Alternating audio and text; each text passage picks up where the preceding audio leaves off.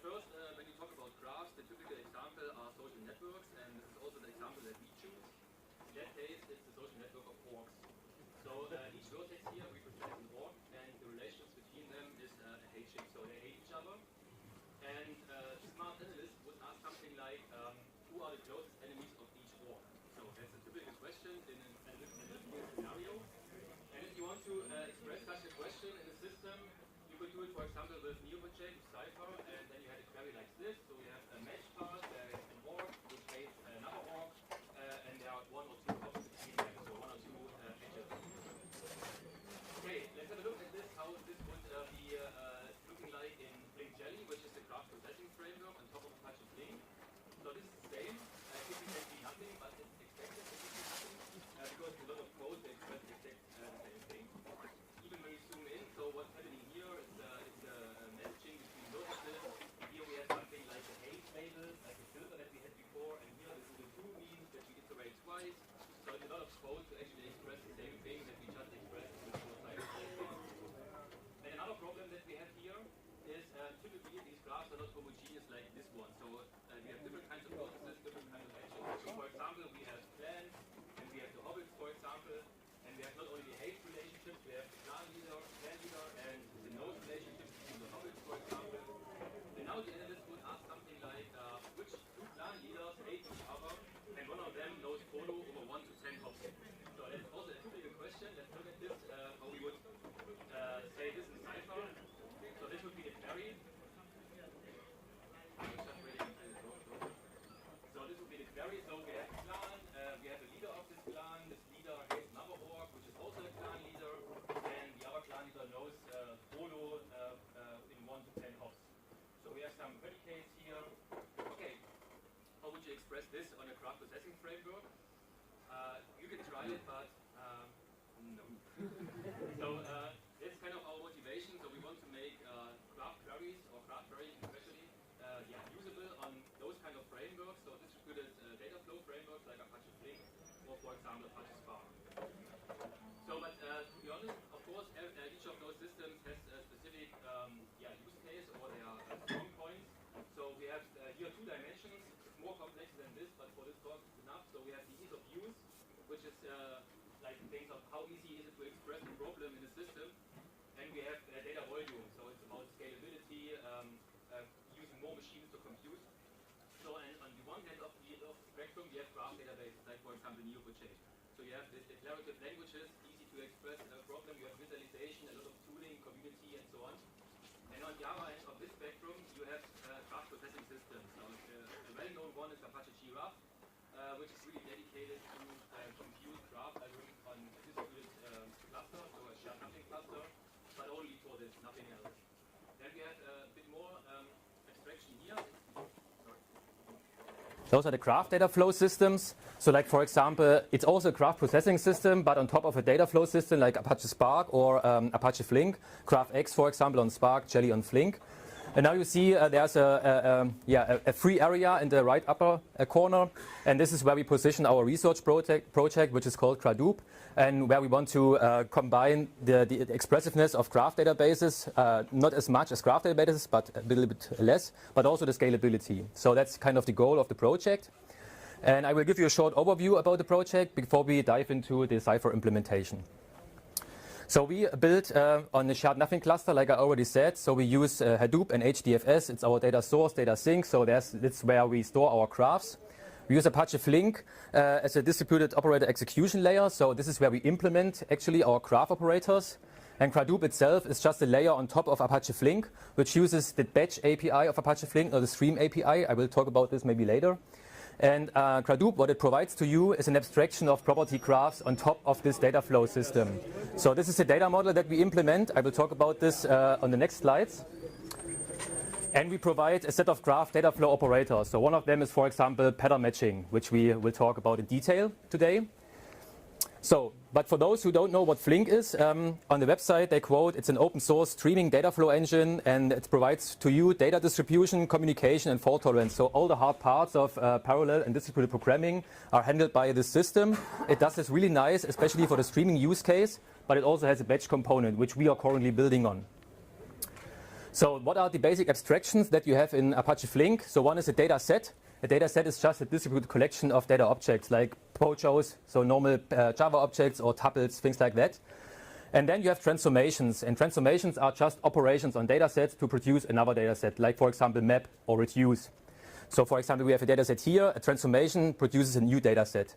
And a data flow program is just a composition of those transformations. And this is the way how you program in these kind of systems. So you have to translate your problem into a data flow program using those abstractions that the data flow framework provides to you. So what Flink does for you is the parallelization. So it scales out the computation and the data to multiple machines, computes it, and gives you a result. So what are those abstractions? I guess it's a bit small here. It's just categorized in, so this is Flink dataset transformations, unary, so which means one dataset as input, and binary, two datasets. And you have the common suspects like map and reduce, and these SQL-like things like filter, group by, blah, blah, blah. And we have the binary stuff like join, for example, union, co-group. And there are special operators for iterations, so like delta iteration or bulk iteration, which allow you to express iterative algorithms, and most graph algorithms and machine learning algorithms are iterative, to express on this framework. We also use it. So Gradoop, on the other hand, like I already said, is an abstraction on top of Apache Flink, which provides you not the dataset API, you have it underneath, but it provides you already a property graph abstraction on top of Flink, plus several operators. So the basic data model that we have is a property graph. So we have vertices and directed edges, and we have this concept of so-called logical graphs. So we have not only one graph, but you can have multiple graphs inside your database, which can also overlap. And the concept here is that these graphs are also first-class citizens like vertices and edges, and they can be input and output of operators, of transformations. So this is why they have also identifiers, so they are uniquely identified in the system. You have type labels, maybe you can't read it, but it's like this is an org, this is a clan, this is an area they live in, it's Mordor, so it has attributes. And here we have the hobbits. So we have attributes everywhere and labels. And you can just load this into the system. The abstraction is already there. You don't have to care about how this is mapped to the underlying dataset API. So this is what Gradoop provides you from the data model point of view. And it's called the extended property graph model because of these logical graphs that you have additionally to the regular property graph model, like in Neo4j, for example. So in transformations that we provide are not based on data sets, but on logical graphs as input, so a single graph or a collection of graphs as input. We also have unary and binary operators. So for example, what we have here is pattern matching, which we will focus on today.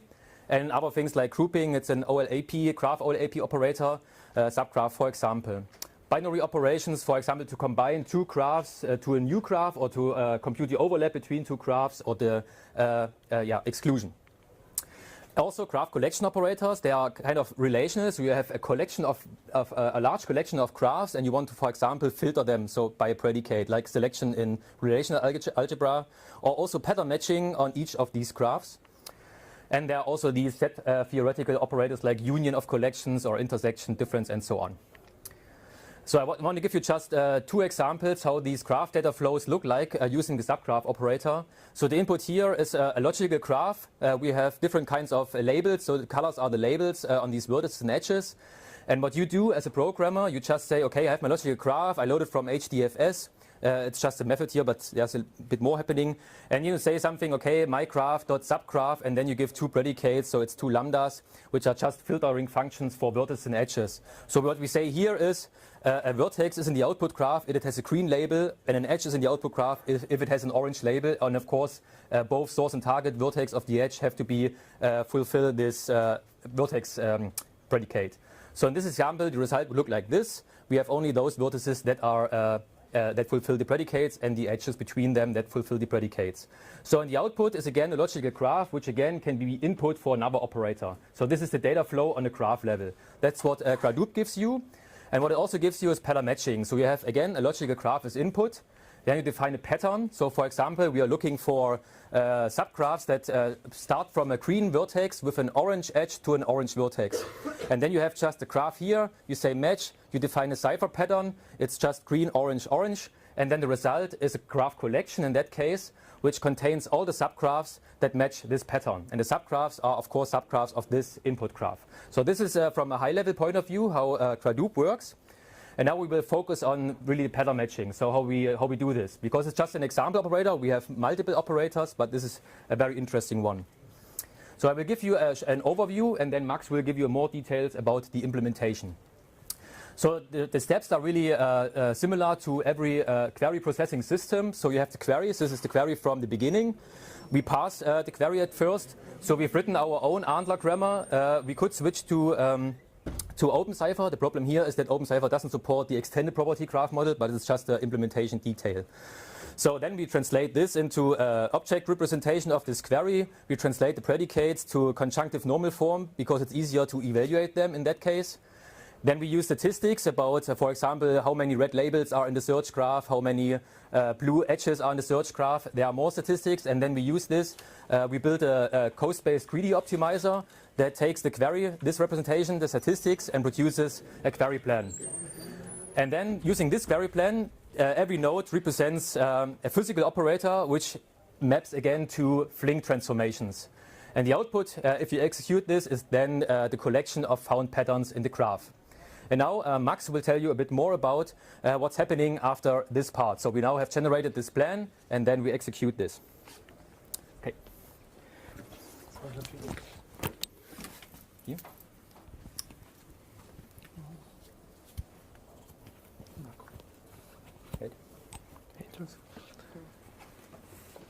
Yes. So as Martin said, after we have parsed and planned the query, we end up with something like this. This is the query plan for this particular query. And just to give you a short overview of what this actually means. So this is actually a tree. Maybe it doesn't look like this in this kind of visualization. But to execute it, we basically start with the leaf node. So for example, we want to find all relationships that match this sub-pattern. So we want to find all relationships that have the type heights. And so what we basically do is we filter and project the collection of all relationships we have in our graph. And after we've done this for all atomic patterns, we start kind of building up larger patterns, and we do this by joining. So, for example, to get this sub-pattern, we join all nodes with the label or with label org together with all relationships with type heights. And so we continuously build up larger patterns by joining together smaller patterns. In the end, this is, for example, this is the last operator in this plan. We do a filter step where we filter out all non-valid results according to a given predicate, which is in this case making sure that org1 and org2 aren't the same and clan1 and clan2 aren't the same. So we throw away all embeddings that don't, or all results that don't hold for this pattern. A slightly special operator is the expand embedding operator. This is a traversal operator. So in this operator, you don't only expand one hop, but you can expand multiple hops using one operator. This is the star thing you see or might not see over here. So in this case, we specify we want to step at least or do at least one hop, but at most 10. Yes. And just to walk you through some or how this works internally and how this maps to Flink.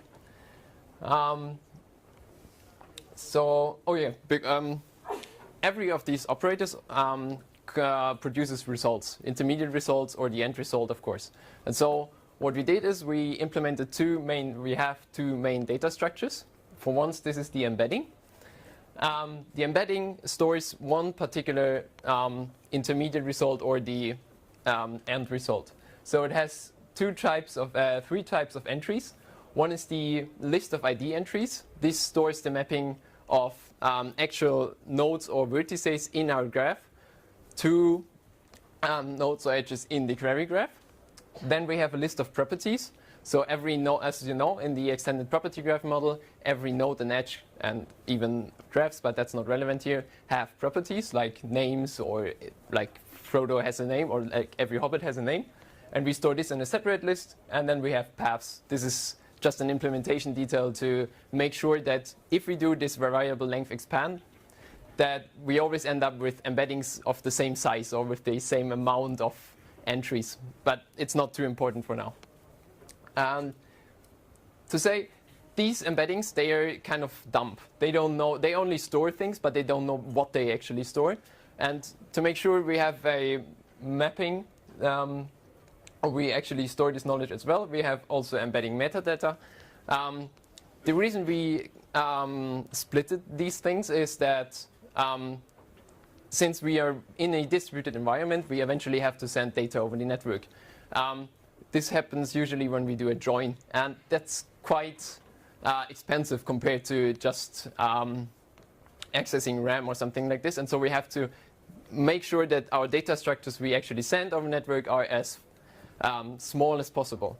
And since this metadata information is the same for every intermediate result for every step, we can just have one metadata object for every node in the query plan.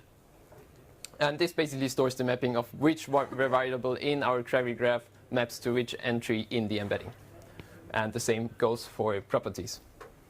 So to have some examples how this actually works under the hood. So we have 3 layers here. This is like our example layer. This is the actually data we have, our orgs. Then we have a more or less relational view. So kind of what we do on internally is we map things to relations. And then you have the same thing as the Flink view, or how our physical operators in the end map to Flink operators. So this is an example for a leaf node. So we want to find all nodes that are a hobbit and have the name Frodo Baggins. So we scan through all our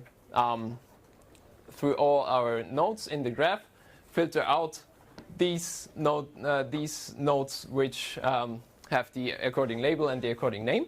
And what we end up is with a couple of, or maybe just one node and all its properties. And this can, in a relational view, this would be a table with the ID and the properties of every hobbit named Frodo Baggins.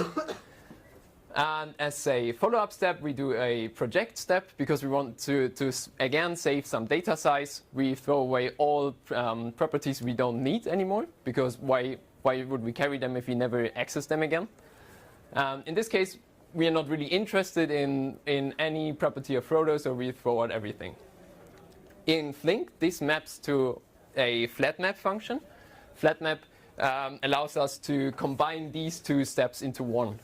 This is some internal thing of Flink, why that's better. Instead, we could also do a map or a filter and a follow-up map step, but this would cost us more, would need more time. So flat map is basically you have as input you have one vertex, or in this case a vertex, and you can output 1 or 0 or even more, but no, that's not the case for us. You can output a variable amount of results, basically. So this is a leaf node operator that projects and filter embeddings or vertices. This is always the start operator in a query plan.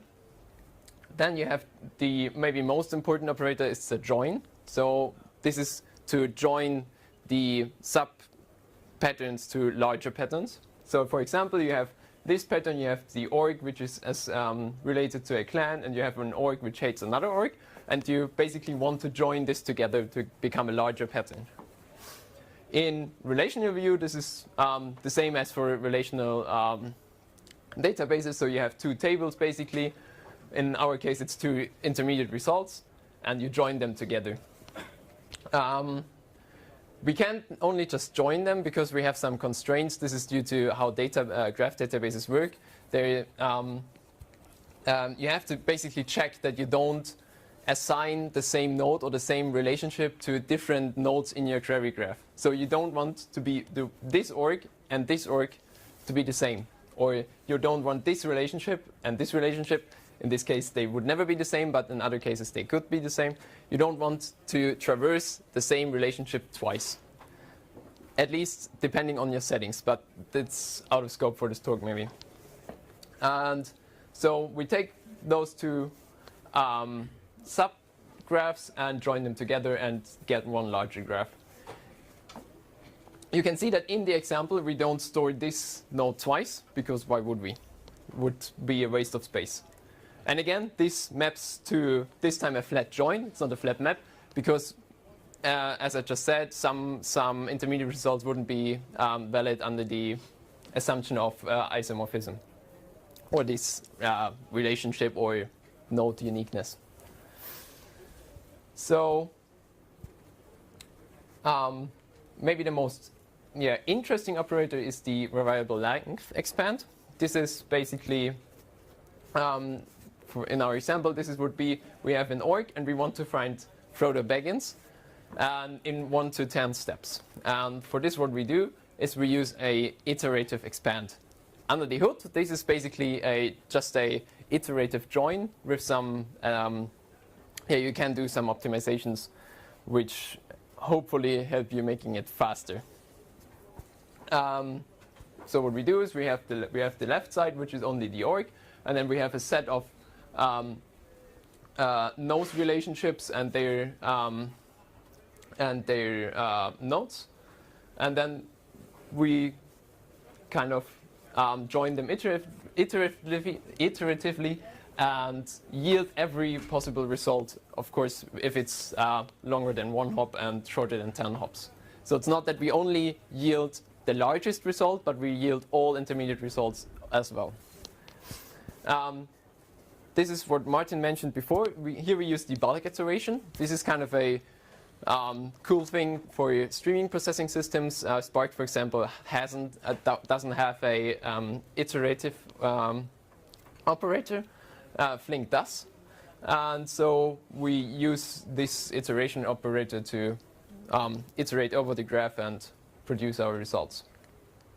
And as a last step, we would do filtering. So we had this predicate that org1 and org2 are not allowed to be the same. So obviously we have to filter out this result, and that's quite straightforward. And this maps to the filter operator, which is already present in Flink. So that's quite straightforward. That's basically the operators we have implemented so far, and which allow us to run most Cypher queries right now. What we don't have at the moment is a return statement. This is kind of work in progress, but we will eventually have it. And there is some caveats on how to map the projected results to a graph again.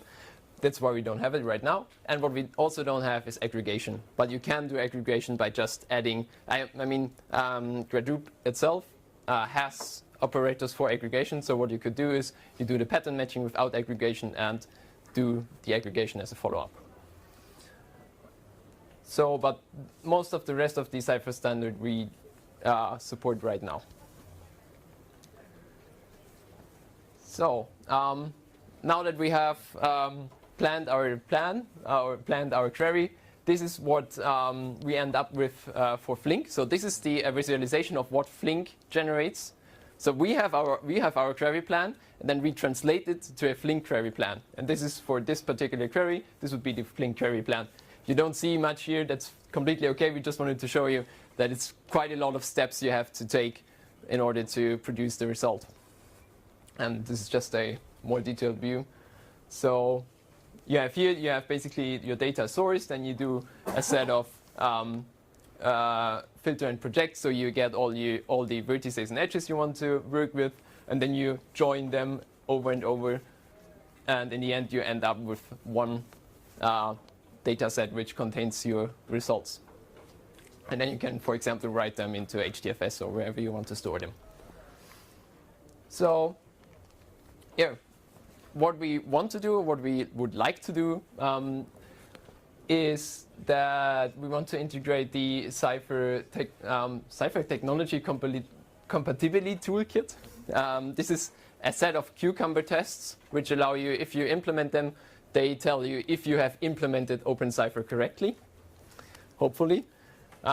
We haven't really done any like broader checks now if what we produce is correct, so this should be perfect. We want to do benchmarking. We have some preliminary evaluations, but we should go into more detail for this, and for this we want to use the LDBC social network benchmark. This is a benchmark specifically designed for graph databases or graph systems. And we can do a couple of optimizations. So right now we use a greedy planner. We could use a dynamic programming planner, hopefully yielding better query plans and faster execution times. We want to improve our cost model. So in order to be able to produce a plan, you have to estimate how costly each step in the plan would be. Right now we have a very basic, very simple model based on probabilities, but this doesn't scale at least. Yeah, not really if you have this amount of joins. And yeah, you can do reuse of intermediate steps. So as you see, for every like org we have 2 orgs in our pattern right now. For every org we would filter the list of all nodes in our graph, but actually that's the same. I mean, since we only filter for the label org, we yield the same result on both sides, so we could reuse it basically, which we don't do yet. And another problem in the distributed environment is partitioning. So if you have vertices which are with a high out degree or in degree, so in a social network, for example, people with many, many friends, they increase the computing time on the particular node which is in charge for handling this node. They increase the computing time unevenly to every other node in the cluster, for example, and so we have data skew, which means that some workers take way more time to process a result, to produce a result than other workers. And it's a hard thing to partition the nodes over the cluster evenly so that you end up with a even computing time. And yeah, of course, we want to support the rest of the Cypher features and maybe even introduce more Cypher features like regular path queries or support for this extended property graph model. And here's where you can come into the big picture, because we'd like to, if you are interested in this and if you think that's cool, then it's open source. So you can work on this with us together and yeah, just contribute if you like to and if you think that's a cool thing. Yes, cool. Thank you. Thank you.